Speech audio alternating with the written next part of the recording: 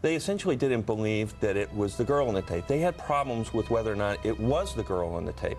Now, remember, one of the elements that they had to prove was whether or not the person was under the age of 18 at the time the film was made. Because of the reasonable doubt that was placed on the female in the videotape, that was the issue that they focused on.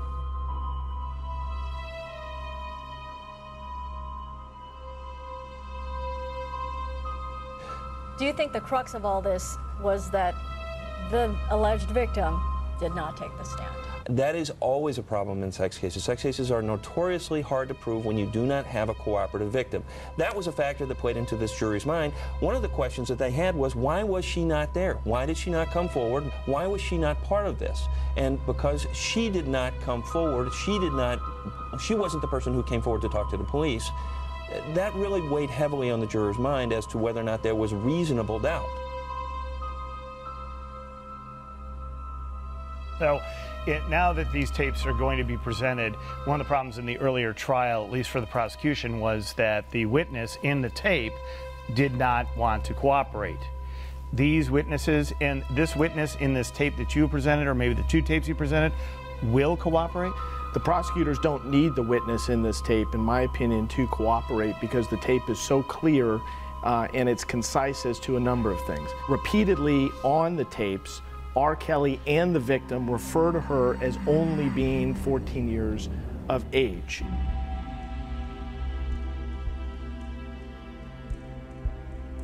Now, remember, one of the elements that they had to prove was whether or not the person was under the age of 18 at the time the film was made.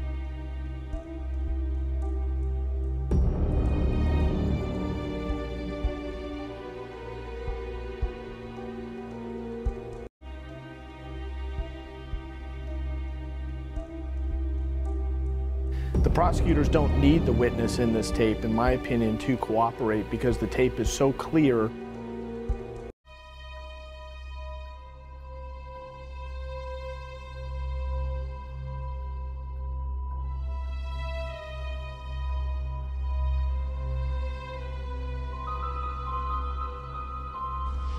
We have breaking news now in the feds announcing new charges against Michael Avenatti. They're charging him with fraud and identity theft and identity theft and identity theft.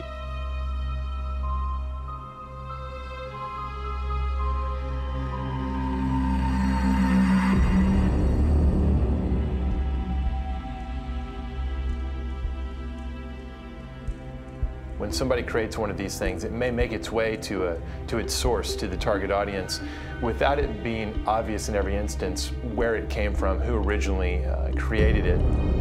Spread the word. Ring the alarm bell. Let people know that there is this emergent technology that's going to make the ability to doctor video and audio so much more credible than most people assume is possible. You can't just assume that your eyes and ears can be trusted when you're watching digital content. This is Cara Delevingne. Her face morphed onto a porn actress. Take a look.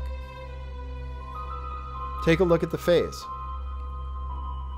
I don't know how they do it. I don't know how they do it. Putting someone's face on someone else's body to create a video that looks shockingly realistic, and the technology is readily available online. Called deep fakes, made with artificial intelligence tools that are easily found online and enable users who can find enough images of someone to take that person's face and put it on someone else's body. Where in the heck have the tapes been for the past 20 years? You have a real situation. And in this day of technology, you're going to have to, the defense, I'm sure, is going to have analysis and probably expert witnesses that are going to say that those tapes have been tampered with.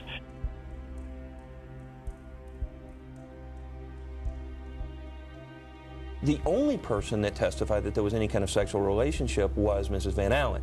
Mrs. Van Allen's credibility, I do believe, was undercut by the effective cross-examination of the defense attorneys in this matter, because she had a financial gain. She had a boyfriend who had been arrested. She didn't come forward immediately. She had been, for years and years, she knew about this, yet decided to keep this to herself until her boyfriend was arrested on weapons and drug charges.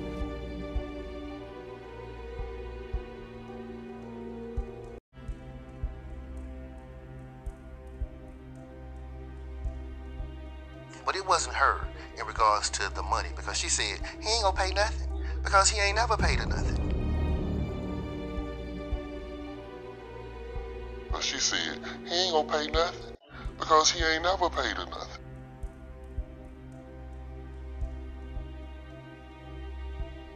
You know what I'm saying? I'm not saying that I did it, but when I saw the tape, he was gonna pay her something.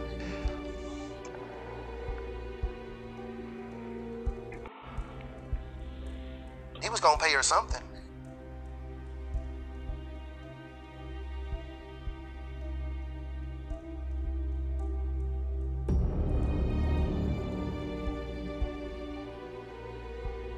Brown says footage of Van Allen never went public. You never saw that tape. I made sure that. You never saw that tape. I made sure that. You never saw that tape. I made sure that. Well, I ain't gonna say I made sure of it, but you didn't see the tape that she was on, you know. He got that tape.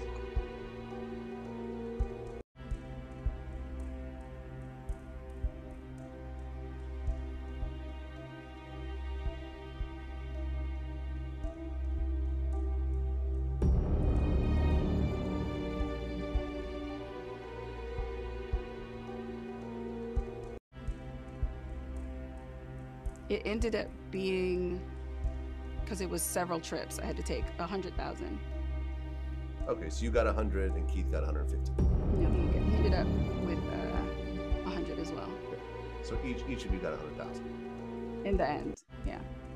Did Keith make copies of it before giving it back? They did. That's why we ended up having to come back multiple times, because when we took the lie detector test the first time, he failed. The question was, were there more copies? And I guess he said no, and there were.